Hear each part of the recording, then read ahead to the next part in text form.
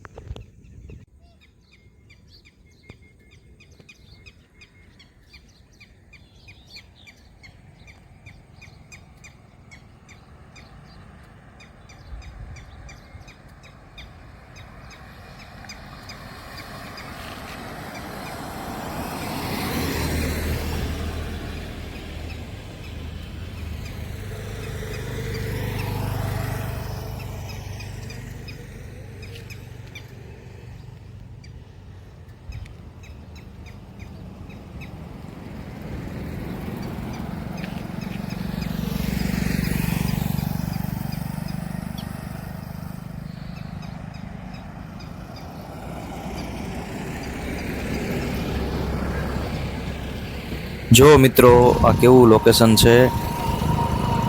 ક્યારેક તમે આ રસ્તા ઉપરથી નીકળ્યા છો તો જોયું હશે કે કેવું મસ્તનું લોકેશન છે.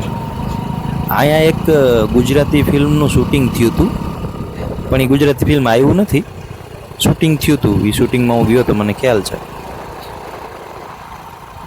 આ કઈ જગ્યા છે તમે કહેજો મને. બધી બાજુ હરિયાળી, પવનચક્કી, તળાવ, જો ભેંસો બેઠી છે મસ્ત મજાની. આ વાડીમાં કપાસ ઊભો છે. આ બાજુ કપાસનું વાવેતર જાજુ થયું લાગે છે. આ વણાક તમે જોયો હશે ઘણી વખત. આ વણાક કઈ જગ્યાએ આવે છે.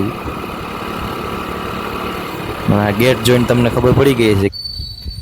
આ જડેશ્વર પાસે આવેલી જવાહર નવોદય વિદ્યાલય છે.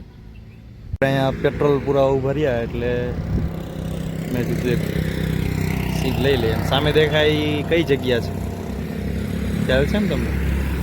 મહાદેવનું મંદિર છે, જડેશ્વર મહાદેવનું. મગફળી, આ મગફળીના પાથરા પડ્યા છે. મગફળી ઉપાડી લીધેલી છે, માથે વરસાદ પડ્યો છે.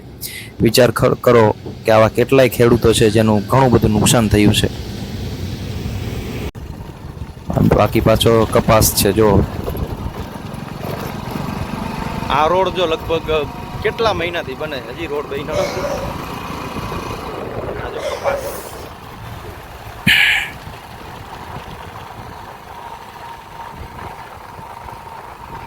તમે ડ્રેગન ફ્રૂટ તો જોયા જ હશે, પણ ડ્રેગન ફ્રૂટની ખેતી કેવી રીતે થતી હોય છે એ જોવો તમે એકવાર. આ રીતે ડ્રેગન ફ્રૂટ વાવતા હોય છે લોકો. જો ડ્રેગન ફ્રૂટ દેખાણા,